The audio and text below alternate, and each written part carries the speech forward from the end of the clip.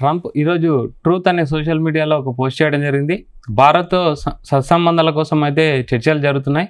త్వరలో trade talks అయితే జరుగుతాయి. సో టారిఫ్ల పైన అయితే భయాలు అవసరం లేదని ఒక పోస్ట్ చేయడంతో ఇండియన్ స్టాక్ మార్కెట్ పైన అయితే ఒక మంచి బూస్ట్ ఇచ్చిందని చెప్పాలి. సో మార్కెట్లో అయితే మార్నింగ్ స్టార్ట్ అవడం గ్యాప్ అప్తోనే స్టార్ట్ అయిపోయింది. ఆల్రెడీ గిఫ్ట్ నిఫ్టీ ఇండికేట్ చేసినట్టు అండ్ క్లోజింగ్ కూడా కొంచెం పాజిటివ్లోనే క్లోజ్ అవ్వడం జరిగింది. సెన్సెక్స్ చూసుకుంటే 323 పాయింట్లు లాభాల్లో క్లోజ్ అవ్వడం జరిగింది. నిఫ్టీ చూసుకుంటే 101 పాయింట్లు లాభాల్లో క్లోజ్ అవ్వడం జరిగింది. అంటే ఈరోజు 25,000 మార్క్ని అయితే రీచ్ అవ్వడం జరిగింది. క్లోజింగ్ మాత్రం 24,973 దగ్గర క్లోజ్ అవ్వడం జరిగింది. బ్యాంక్ నిఫ్టీ చూసుకున్న 319 పాయింట్లు లాభాల్లో క్లోజ్ అయింది. అండ్ మిడ్ అండ్ స్మాల్ క్యాప్లు కూడా ఇంచుమించు లాభాల్లోనే క్లోజ్ అవ్వడం జరిగింది. మిడ్ క్యాప్ చూసుకుంటే 1.22% లాభాల్లోనే క్లోజ్ అవ్వడం జరిగింది. ఓవరాల్గా నిన్న చూసుకున్న ఎఫ్ఐఎల్ మనకు బయింగ్లో కనిపించడం జరిగింది చాలా రోజుల తర్వాత. మాట్లాడదాం మార్కెట్ ఎలా ఉండబోతుంది, నెక్స్ట్ ఏం ప్రెడిక్ట్ చేస్తారు. మనతో పాటు స్టాక్ మార్కెట్ అనలిస్ట్ రమేష్ గారు ఉన్నారు. Sir good evening. Good evening అండి. సార్ ఏం చెప్తారు మార్కెట్ గురించి? ఈరోజు మంచి అంటే కొంచెం స్ట్రాంగ్గా అయితే కనిపించినట్టు అనిపించింది. ఏం చెప్తారు? అంటే టారిఫ్ల భయాలు పోయినట్టేనా, ఏమంటారు? యాక్చువల్గా టాక్స్ నడుస్తున్నాయి, మళ్ళీ ట్రేడ్ అగ్రిమెంట్ జరగచ్చని మళ్ళీ కొంచెం మార్కెట్ ప్రీ ఓపెన్లో కూడా ఆల్మోస్ట్ 120 పాయింట్స్ ప్రీ ఓపెన్ అయింది. సో వరుసగా ఏంటంటే గుడ్ న్యూస్ ఏంటంటే వరుసగా సెవెంత్ డే మార్కెట్ గ్రీన్లోనే క్లోజ్ అయింది. ఓకే. సో అది చాలా మార్కెట్కి గుడ్ న్యూస్ అని చెప్పుకోవచ్చు. కానీ స్టిల్ కన్సర్న్స్ ఉన్నాయి మార్కెట్లో. ఏది బిగ్ ర్యాలీ రావట్లేదు.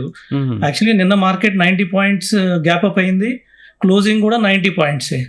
ఈ రోజు మార్కెట్ 120 పాయింట్స్ గ్యాప్ అప్ అయింది, ఆల్మోస్ట్ సేమ్ పాయింట్స్తోనే మార్కెట్ క్లోజ్ అయింది. సో అంతకుముందు రోజు 100 days almost 150 points gap up అయ్యి 20 పాయింట్స్ తోటే క్లోజ్ చేసింది. అంతకుముందు రోజు కూడా ఆల్మోస్ట్ 70 పాయింట్స్ గ్యాప్ అప్ అయ్యి 20 పాయింట్స్ తోనే క్లోజ్ చేసింది. ఇదంతా మార్కెట్ యాక్చువల్గా రేంజ్ బౌండ్లో ఉందని చెప్పుకోవచ్చు. సో అంటే ఒక డైరెక్షన్ కోసం చూస్తూ ఉంది మార్కెట్. జిఎస్టీ పాజిటివ్ తోనే మార్కెట్ గ్యాప్ అప్ ఓపెన్ అవుతుంది. అలాగే ట్రంప్ తోటి కొన్ని టాక్స్ నడుస్తున్నాయని న్యూస్ రావడం, ట్రంప్ కూడా కొద్దిగా పాజిటివ్ గా మాట్లాడడం ఇండియా మీద, ఇవన్నీ గ్యాప్ అప్ అవుతున్నాయి. కానీ మార్కెట్ లో బిగ్ ర్యాలీ అయితే రావట్లేదు. సో కన్సాలిడేషన్ లో ఉంది మార్కెట్. ఇక్కడ నుంచి అంటే ఏదర్ అప్ సైడ్ తీసుకోవచ్చు, ఏదర్ డౌన్ సైడ్ తీసుకోవచ్చు, కానీ మార్కెట్ పైకి వెళ్ళడానికి ఎక్కువ అవకాశం ఉంది. ఓకే సార్, ఇప్పుడు చూసుకుంటే నిఫ్టీ లెవెల్ ఈరోజు 25,000 మార్క్ అయితే రీచ్ అవ్వడం జరిగింది. క్లోజ్ మాత్రం 24,900 చేంజ్ అయింది. అంటే దాని రెసిస్టెంట్ అండ్ సపోర్ట్ ఏ విధంగా ఉంటాయి సార్? నిఫ్టీ వచ్చి అంత పాజిటివ్ గానే ఉంది. ఆల్మోస్ట్ 120 పాయింట్స్ గ్యాప్ అప్ అయిన తర్వాత సో లో వచ్చేసి 50 పాయింట్స్ 50 పాయింట్స్ పాజిటివ్ లో వరకు వచ్చింది. అంటే 70 పాయింట్స్ డౌన్ అయింది. మళ్ళీ రికవరీలో మళ్ళీ 100 పాయింట్స్ అబోవ్ క్లోజ్ చేసింది. ఆల్మోస్ట్ 2 to 3 అవర్స్ మార్కెట్ 25,000 పైన ట్రేడ్ అయింది. ఇది ఒక గుడ్ న్యూస్ అని చెప్పుకోవచ్చు. కానీ 25,000 అబోవ్ క్లోజ్ చేయడానికి మార్కెట్ ఇంట్రెస్ట్ చూపించలేదు, అంటే ట్రేడర్స్ ఇంట్రెస్ట్ చూపించలేదు. ఇండియా విక్స్ కూడా చాలా తక్కువ ఉంది. సో వాలటాలిటీ ఇండెక్స్ ఏదైతే ఉందో బిలో 11కి వచ్చేసింది. దీన్ని బట్టి అర్థమవుతుంది ఏంటంటే మార్కెట్ లో వాలటాలిటీ లేదు. అంటే ఇండియా విక్స్ అంటే ఎలా అంటే ఇన్ కేస్ ట్రేడర్స్ కానీ లేదా ఇన్వెస్టర్స్ కి మంత్లీ 11% వరకు వచ్చే అవకాశం ఉందని అర్థం. ఇవాళ 11 ఉంది. అదే బిఫోర్ మార్చ్ చూస్తే ఆల్మోస్ట్ 20 ఉంది ఇండియా విక్స్. సో ట్రేడర్స్కి అయితే మార్కెట్ హర్రబుల్గా ఉందని చెప్పుకోవచ్చు. అంటే అసలు మార్కెట్లో రేంజ్ చాలా నేరో ఉందని చెప్పుకోవచ్చు. Up side 50 points, down side 50 points కన్నా కూడా ఎక్కువ లేదు మార్కెట్లో. ఓకే సార్, ఇప్పుడు మనం అంటే local wise factors and global wise factors check చేస్తే ముఖ్యంగా రీసెంట్గా తీసుకున్న జిఎస్టీ రిఫార్మ్స్ తీసుకున్నారు కదా, అంటే మార్కెట్ని ఏ విధంగా ఏ సెక్టర్ ఎక్కువ బూస్టప్ ఇచ్చే అవకాశం ఉంది sir?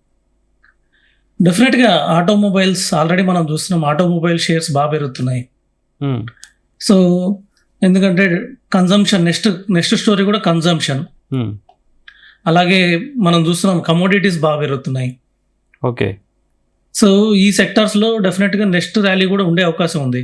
Maybe power, green energy పవర్లో కూడా కొద్దిగా ర్యాలీ ఉండే అవకాశం ఉంది. సో అలాగే ఎవరైతే డ్రోన్స్ తయారు చేస్తున్న కంపెనీస్ ఉన్నాయో, కొన్ని కంపెనీస్ ఉన్నాయి లైక్ జెన్టెక్ కానీ, లేకపోతే డ్రోన్ సో ఇలాంటి కంపెనీస్ ఉన్నాయి. వీటన్నిటికీ కొద్దిగా పాజిటివ్ ఉండే అవకాశం ఉంది జిఎస్టీ తగ్గడం వల్ల. సో మెజారిటీ వచ్చేసి ఆటోమొబైల్ సెక్టర్ కి బాగా బూస్టింగ్ ఉండే అవకాశం ఉంది. దాని తర్వాత కన్జంప్షన్. ఓకే. ఇప్పుడు వచ్చే అంటే రాబోయే 6 మంత్స్‌లో ఇప్పుడున్న మార్కెట్ పరిస్థితులను బట్టి ఏ సెక్టార్‌లో ఇన్వెస్ట్ చేస్తే మనకు కొంచెం బెనిఫిట్ అయ్యే అవకాశం ఉంది? మెయిన్‌గా రిటైల్ ఇన్వెస్టర్స్. సో కొంచెం ఫార్మా కూడా పాజిటివ్‌గానే ఉంది. హ్మ్. కొంచెం ఫార్మాలో డెఫినెట్‌గా ఆటోమొబైల్స్ ఇంకెవరైనా ఇన్వెస్ట్ చేయాలనుకుంటే కొద్దిగా సిల్వర్, గోల్డ్‌లో కూడా ఇన్వెస్ట్ చేయొచ్చు. ఓకే. సార్ గోల్డ్ అన్నారు కాబట్టి ఆల్రెడీ లైఫ్ టైమ్ హై అయితే రీచ్ అయిందని చెప్పొచ్చు. ఆల్ టైమ్ హై కూడా రీచ్ అయిపోయింది అనుకోవచ్చు. అంటే ఓవరాల్‌గా గోల్డ్ ఇన్వెస్ట్‌మెంట్ గురించి ఏం చెప్తారు? అంటే ఇప్పుడు మనం ఏమన్నా మళ్ళీ కరెక్షన్ ఉంటుందా? లేకపోతే బై చేయొచ్చా? గోల్డ్ ఇక్కడ నుంచి 1,20,000 వెళ్ళిపోయే అవకాశం చాలా తొందరలోనే ఉంది. మేబీ మనం 1 వీక్‌లో కూడా చూడొచ్చు. హ్మ్. సో అలాగే సిల్వర్ అయితే 2,00,000 తొందరలోనే చూడొచ్చు. మనం ఆల్మోస్ట్ 1,40,000 వచ్చేసింది. ఓకే. సో చాలా తొందరలోనే మనం 2-3 మంత్స్‌లోనే 2,00,000లో సిల్వర్‌ని కూడా చూడొచ్చు మనం. 2-3 lakhs. ఐ మీన్ 2-3 మంత్స్‌లో ఒక 2,00,000 దాకా కూడా సిల్వర్ వెళ్ళే 2 lakhs. అవకాశం కనిపిస్తుంది. ఓకే. ఓకే.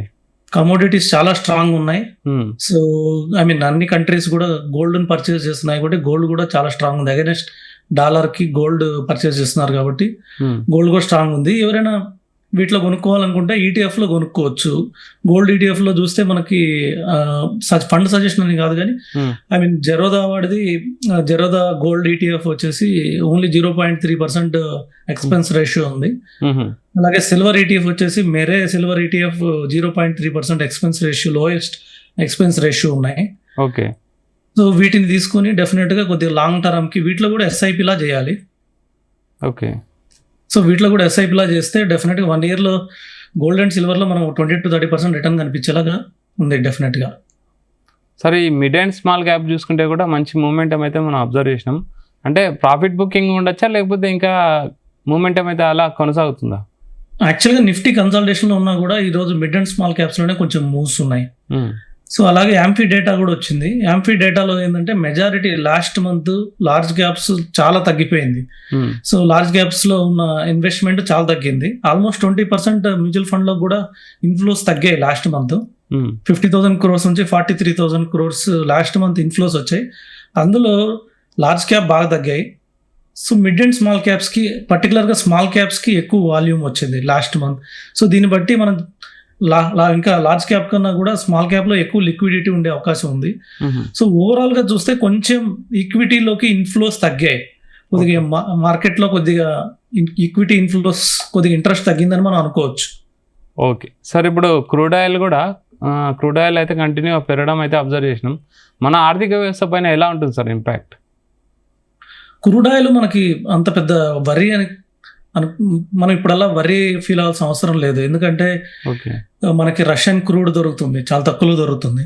సో అనే NYMEX వీటన్నిటికన్నా రష్యన్ క్రూడ్ మనకి $65 $65 దొరుకుతుంది ఒక బ్యారల్. కాబట్టి మనకి ఇప్పుడల్లా ప్రాబ్లం ఏం లేదు క్రూడ్ ఆయిల్ తోటి. పర్టికులర్గా మార్కెట్కి ఉన్న కన్సర్న్స్ ఏంటంటే గోల్డ్ అండ్ సిల్వర్.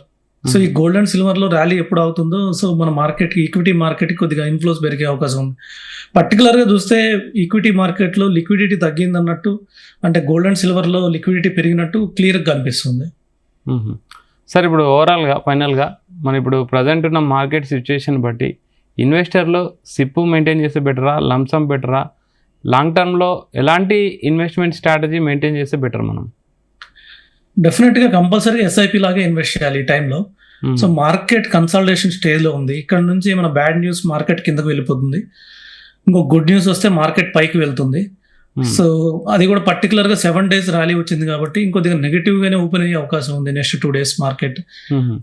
ఇవన్నీ బట్టి మార్కెట్లో లంసమ్ ఇన్వెస్ట్ చేసే కన్నా కూడా ప్రజెంట్ ఎస్ఐపి ద్వారా ఇన్వెస్ట్ చేయడం బెటర్. ఓకే సార్, ఫైనల్గా రేపు మార్కెట్ ఎలా ఉండొచ్చు? కంటిన్యూస్ 7 days ర్యాలీ వచ్చింది. సో అది కూడా ఐ మీన్ కొంచెం మార్కెట్ డౌన్ కన్సల్టేషన్లో ఉంది కాబట్టి కొద్దిగా నెగిటివ్ ఓపెన్ అయ్యే అవకాశం ఉంది. Okay sir, thank you very much. So ఇది రమేష్ గారు అయితే మార్కెట్ అయితే మంచి గుడ్ వైబ్స్ అయితే ఉన్నాయి, కంటిన్యూ ఇలానే ఉండొచ్చు, అంటే పాజిటివ్ వెళ్ళే అవకాశాలు ఎక్కువగా ఉన్నాయి అయితే చెప్తున్నారు. ఇవి వాళ్ళ stock market updates. Keep watching జిజెల్ న్యూస్.